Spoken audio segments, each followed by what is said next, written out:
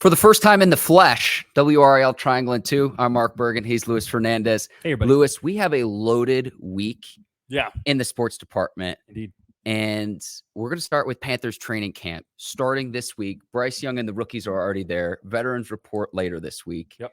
How many different ways can we talk about Bryce Young is really the big thing? It's the limit does not exist. I think ultimately. No, it's super exciting. I think it's whenever training camp starts, it's like when it feels like it's finally actually here. Like you can actually visualize and materialize what the season is going to look like and what it's going to be like.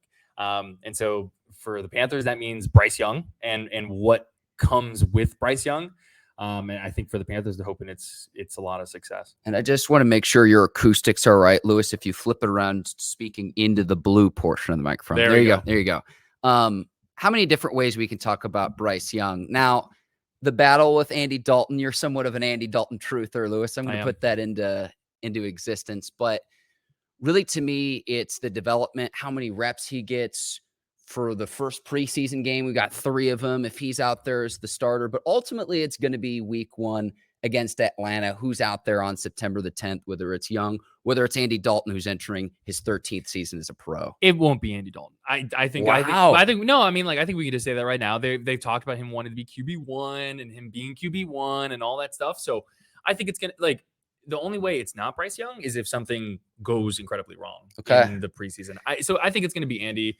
And I think the thing to watch for in the preseason is going to be, well, who even gets these reps? Because I don't think Andy really needs to get any reps in the preseason, at least in the games. Practice is different. Keep him healthy, because if Bryce Young does go down, then at least you have someone who's serviceable. Yeah. I couldn't help but wonder last year where it's like when Andy Dalton was playing for the Saints, like what he had on the new coaching regime there, because you had Jameis Winston waiting in the wings and a team just settling in mediocrity in the post. And now they have Derek Carr. And so I look at this on the whole, in all seriousness, Lewis, all jokes aside, look at the division. Derek Carr is probably the best quarterback.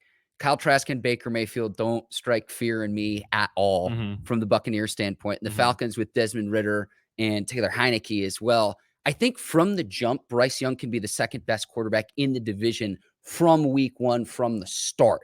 And so if that's your baseline, how quickly can he ascend to be, look, if the Panthers are 500 again, they could very well win the division, because we saw it was a weak NFC South a year ago. And if you just look at the quarterbacks, it's a simplistic way of doing this. I think the Panthers have a shot to contend in the division itself, one of the weaker in the NFL. I mean, the division is not going to be good. I think that's probably fair to say. You're polite. Well, you're polite. So here's my thing. I think that the Saints are going to be a lot better than people expect, because I think Derek Carr is a good quarterback, and that team is like very solid besides what their quarterback play was last year. And Andy is like a solid backup. He is like a good, at this point in his career, break glass in case of emergency type guy. Okay. Because here's the thing with Dennis Allen and company over in New Orleans, you have a quarterback who is in your division. Yeah. In your division, Lewis. So that's where I push back. I know Andy Dalton's been your guy from all his years in Cincinnati, but to have him for mentorship for Bryce Young, that I'm cool with. But if Bryce Young's not ready to go right away, and we're going to talk about the Madden ratings, I think we talk about the stud offensive line that the Panthers are going to need to have and put Bryce Young in a position to succeed. I think they have that. So if Bryce Young's ready to go, and if it's even marginal, let's see what the rookie can do point blank period from the jump. I agree. I think that's what's going to happen. I think it's more of just like setting the expectations for the Panthers, right? Like this team was below average in a bad division last year. Okay. So that you've got that in and of itself. And I think that the Panthers are going to probably have to find their way a little bit.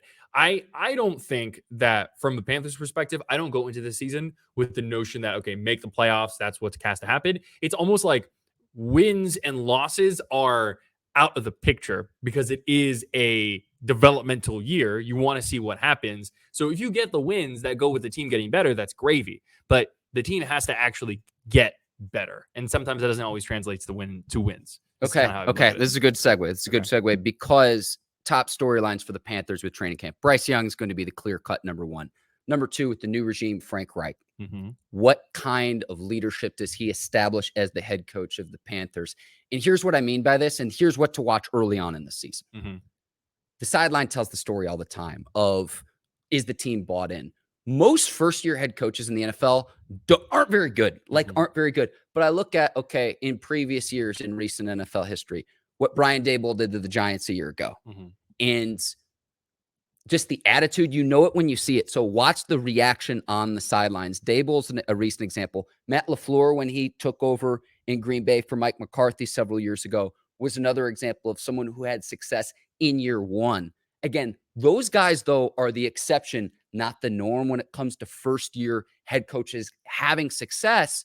But with Frank Reich, you have an adult in the room. That's probably the second biggest thing that I'm looking at, to where you might not have the top elite level talent that you expect several years from now when hopefully the Panthers are contending again. But that's what I'm looking at. That's my second biggest storyline this year heading into training camp. Yeah, I'm curious to see what the coaching staff does in general, because I mean, it's having an adult in the room is huge. Frank Reich obviously like has the experience just from a head coaching perspective, being in Indianapolis, coordinator roles. His coaching staff is very impressive on paper. So how does all of that translate? And because it's at this point, right, it's about the actual play calling that you're going to be seeing offensively and defensively. And it's also going to be about the development, because there are young players on this team that have to be molded into what you hope they can be.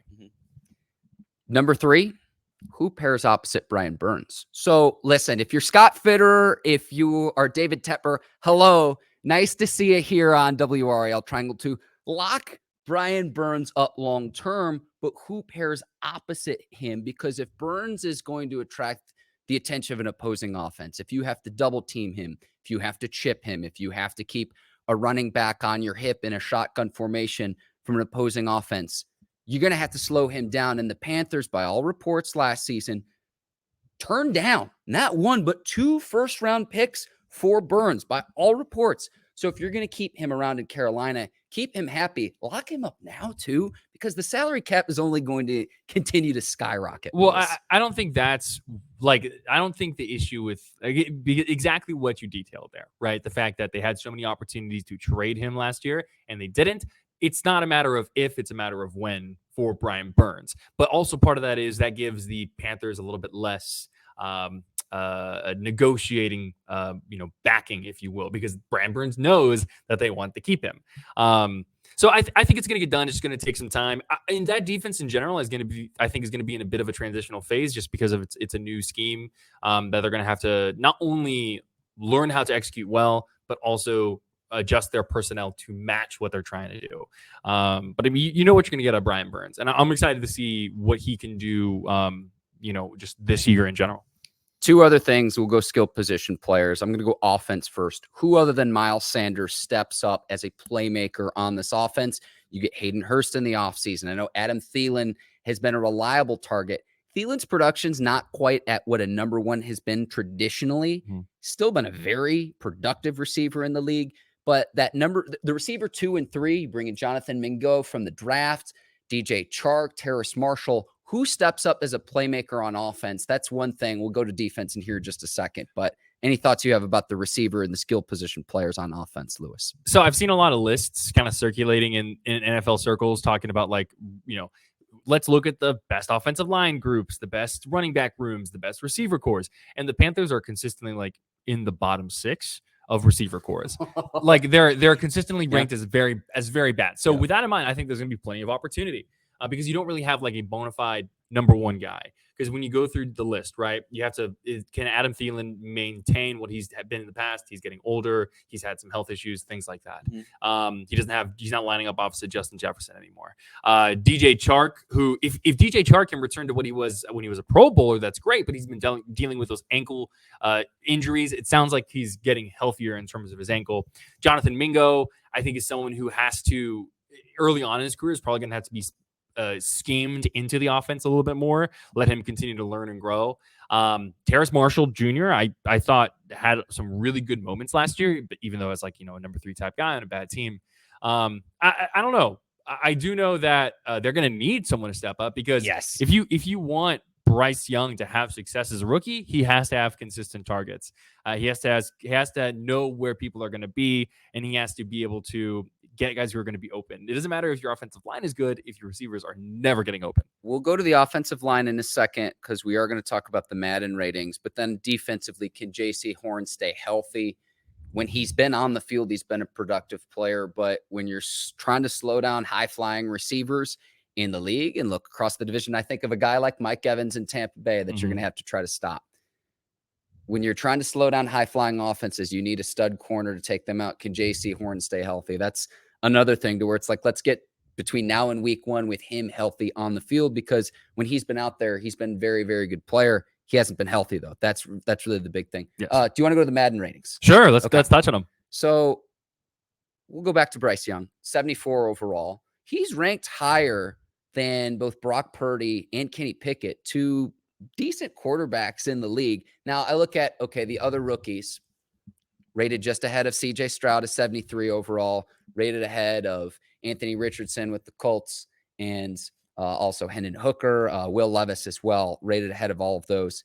We'll see how that fluctuates. But I look at the offensive line, Lewis, and I look at the right side, Taylor Moton, Austin Corbett as well. So when in doubt, you've got Miles Sanders, who has playoff experience in Philly, just running on the right side. In all seriousness, even if a defense knows that it's coming and Ike Ekwonu is continuing to develop too, you bring in someone who has Super Bowl experience from a year ago, someone who has playoff experience and knows what it takes to have success in the league, and Miles Sanders. Miles Sanders is going to be the best friend of Bryce Young in year 1, and they're probably going to rely on him a little bit too much, but when in doubt, that's a safe, reliable option. Your facial expressions tell me something right now. No, I'm going back to the Madden stuff, just thinking about Bryce Young at his 74. And every year I have to remind myself, don't get mad about Madden ratings because it doesn't really make any sense. Like so often they're just dumb. But no, they're not good. Like Kenny Pickett is a good quarterback. I don't know why. It's one of those things where I think you're more excited about what you don't know versus what you do know. And you saw Kenny Pickett have some good moments as a rookie and then not have good moments as a rookie. Sure. Whereas Bryce Young, all you're used to seeing him is, winning Heismans, competing for national championships with Alabama. So I don't know. I always take Madden rankings with a grain of salt. But I do think Bryce Young's in a good spot just based on his numbers. I'm looking at his offensive line, and that to me is the thing that sticks out the most. And then the Panthers front seven with, again, we talked about Burns, Derek Brown's an 84 overall, and then Shaq Thompson as well, where you have a solid front seven. So the recipe for success to me is, and it's not flashy at all, but controlling the clock, playing stout defense, winning the turnover battle, and in a weak division. If you win the turnover battle, they should win some games this year. And if this front seven is good as it is, again, on paper, Lewis, again, you might be 500. I'm not saying the Panthers are going to win the Super Bowl, but there's at least some hope here. Yeah. There's at least some hope. It's interesting. It's once again, it's one of those things with the Panthers where I'm looking less at the results and I'm looking more at how they play this season. That's how I kind of view it. August the 15th, Madden is due out. Let's go to the ACC Kickoff, which is this week. Really quickly with the Panthers too. Chris Lee will be in Spartanburg as well. Yes. So full coverage on WRAL Sports as well. And Chris, stay hydrated out there as well. Hot. Oh yeah. Hot. The ACC Kickoff, which we'll also have crews at, is this week. Charlotte. Pat Welter up there. Casey Hintz will be up there later on in the week. Top storylines to me. I'm going first. Okay. Drake Maye, Heisman, how that projects for UNC. Sure. If he can counter, so other schools have a full year of tape on Drake Maye, right? If he can counter what opposing defenses are going to counter him with early on in the season, there's a reason he projects to be one of the top quarterbacks for the 2024 draft. Right now, as it stands, and a lot can change, but it's Drake Maye and then Caleb Williams out at USC, out on the West Coast, are your two top quarterbacks entering the 2023 season, Lewis. So to me, if he has success even early on, to me, if he even replicates what he did a year ago, I don't know if he'll win the Heisman. I think he's a Heisman finalist. And then he projects to be a top pick in the draft. So how he adjusts to the adjustments is what I have my eye on early on, but that's my number one storyline going into the season. Well, and it's interesting too, because I think with how good Drake Maye was last year, we forget how much UNC struggled down the stretch, even offensively.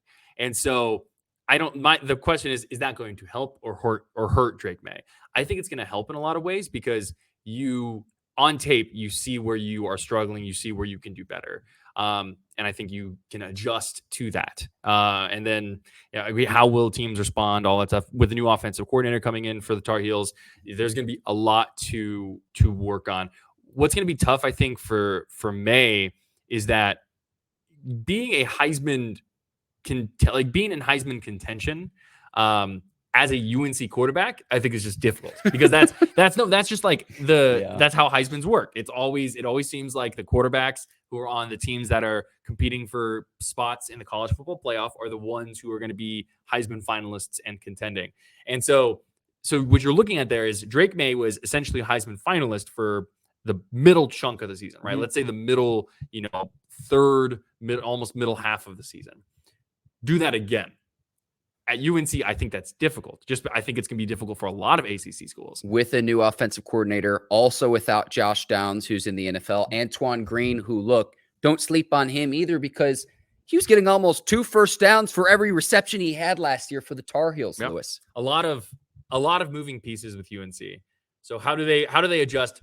But with football especially, one of the great equalizers is having a great quarterback. And so you've got that already. We saw that happening. So I agree. Do I need to do a point here? Yeah. Yeah. Where do you want? You can go. And there's so many different storylines going into this year. The floor is yours, though. So I'm gonna go with NC State. Okay. We're gonna keep it. We're keeping it local. We're keeping a local triangle and two, all that stuff. But I'll keep it local with NC State. And how does Brennan Armstrong and their new offense adjust? Essentially, it's this molding of different thoughts between how football is played when you take Dave Doran and when you take the new NC State offensive coordinator. His name has escaped me for some reason. But they paired together at Virginia as Brennan well. Armstrong, a quarterback named Armstrong. We're going to get IT on this. We're going to get research on this live. Quarterback named Armstrong is like an ice cream man named Cone, though, Lewis, in all seriousness. But I know he had success at Virginia, so he's had ACC success Robert before. Thank you. I don't know why. All I can think of was, Jay Ajayi from way back in the NFL running back circles there. No, Robert and I, former offensive coordinator at Virginia. Yeah. So they're going to pair together at NC State. Mm-hmm. And where do you go from here? If Dave Doran gets, I think we were talking today off the pod, 6 more wins, he becomes the winningest head coach in NC State football history. Yeah, I think either wins or ties with 6 more wins. Yeah. Unbelievable. He's been there, had 10 years now? Yeah. I think this is either his 10th or 11th season. So if we're keeping this local, you're taking NC State at 2, which is fine. I'm going to go with the fallout from Northwestern. And so let me bring in the local tie here, because ACC Commissioner Jim Phillips is going to be asked about this upcoming week. Yes. And he's already put out a statement. I'm sure he'll say, citing pending litigation, there's not much I can say on this. Fine. But Northwestern has the vacancy now. They've got an interim in place. If Duke's Mike Elko has another successful season, does Northwestern poach him from Durham? That's where I'm going with this of, okay, let's read the tea leaves. What's next for Northwestern? A Big Ten school could potentially offer an ACC coach, whether it's Mike Elko or someone else, but Elko had success in year 1. If he replicates that, is there going to be interest from Northwestern or another school that'll want to poach him? So Elko, this is a bit of breaking news on WRAL Triangle and Two. It happened just before we started recording. Mike Elko has received a contract extension from the Blue Devils. I believe it's through 2029 now, which includes different things that come with contract extensions, different incentives and things along those lines. So in my mind, Duke's already trying to get ahead of a situation like that. I think we've learned, whether it be NIL or whether it be coaches going from one spot to another, there's, things can change. obviously, in the college football world.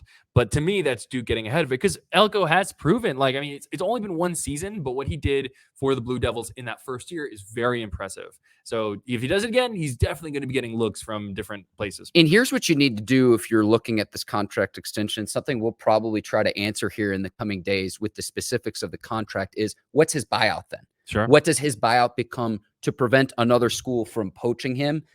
Getting out ahead of this already, though, listen, you have to have at least 4 years on your deal. Otherwise, you're not going to be able to recruit anybody, Lewis. Sure. So Duke already doing this after one season, I think says a lot. You got to be excited.